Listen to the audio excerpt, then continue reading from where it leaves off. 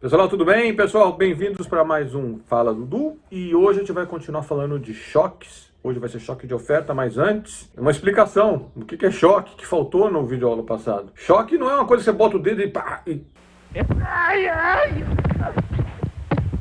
Então, a gente aqui se preza, né, por evitar o jargão ou por explicar o jargão e tornar ele útil para o dia a dia das pessoas que não estão muito ligadas aí na área econômica, né? Não trabalham com isso daí. Então, choque, quando eu falo choque, eu quero dizer alguma coisa que gera um deslocamento. Então, é meio assim, o sistema ali está num equilíbrio, num certo equilíbrio, vem alguma coisa acontece e desloca o negócio para um lado ou para o outro. Então, tem o choque positivo, que empurra quantidades, né? Na direção de maior quantidade sendo demandado, produzido. E tem os choques adversos que vai na direção contrária, mas é em essência isso. O sistema está lá meio que num equilíbrio, meio que parado, e vem alguma mudança externa e dá uma empurrada em alguma direção. Então o choque de demanda, que é o tema de hoje, a gente pode pensar no choque de demanda. Tem aquele mais tradicional, que é o choque de demanda setorial por um produto, né, que vai alterar produção, preço relativo, dentro da economia, mas não vai alterar a economia como um todo, não vai aumentar a demanda da economia como um todo. Então, por exemplo, se as pessoas leem um artigo científico falando que soja faz bem e carne tem problemas, comer carne não é tão bom, e começam a demandar mais soja, proteína vegetal, menos proteína animal. Isso é um choque de demanda relativo, né? Assim, aumentou a demanda por uma coisa e diminuiu a demanda por outra coisa, certo? Então, nesse caso, o que vai acontecer é uma mudança, de novo, de preços relativos, né? Vai ter um aumento da procura por soja, o preço da soja vai subir, vis-à-vis o preço da carne. E aí o preço da carne, a razão, né? O preço da soja dividido pelo preço da carne, essa razão sobe, ela se eleva, e isso gera incentivos para lá do lado da oferta, né? O agricultor e o pecuarista olharem e falarem assim, peraí, tem alguma coisa estranha aqui, está caindo, as pessoas não estão mais querendo comprar tanta carne, eu vou diminuir aqui, vou aumentar né, o terreno, a parte de plantio para soja, vou diminuir a quantidade, o estoque que eu tenho de vacas, etc. E a economia vai se ajustando para um novo equilíbrio, né? Então, esses são choques específicos, choques muitas vezes setoriais, e acontece a toda hora na economia.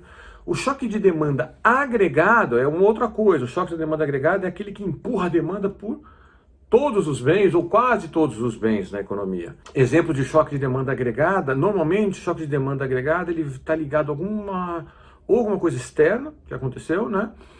Ou ele está ligado a alguma decisão de política econômica. Por exemplo, quando o Banco Central vai lá e inesperadamente abaixa a taxa de juros, né, os juros caiu, ficou mais barato, por exemplo, você pegar empréstimo para comprar casa, e ficou mais barato você comprar uma geladeira a prazo, e ficou mais barato uma opção de coisa. Isso vai deslocar a demanda da economia, da macroeconomia como um todo, né? Então vai gerar um certo aquecimento da economia. Se a economia estiver meio xoxa e tal, andando de lado, é bom você aplicar esse tipo de choque aí, né? Se a economia já está aquecida, você quer fazer normalmente o contrário. Mas enfim, essa é uma outra discussão. Mas o choque de demanda agregada é isso, é que empurra, né, tudo meio que na mesma direção. Preços e quantidades na mesma direção, tudo para cima. E ao longo do tempo, o choque de demanda agregada vai empurrar o desemprego, não imediatamente, mas também vai empurrar o desemprego para baixo ao longo dos trimestres, né, que se seguem esse choque. Outra fonte de choque de demanda agregada é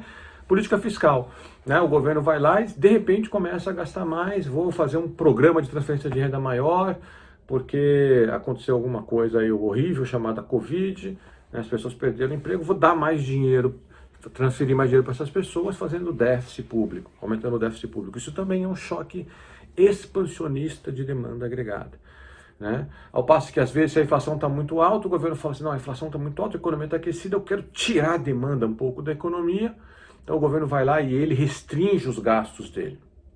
Isso é um choque de demanda adverso.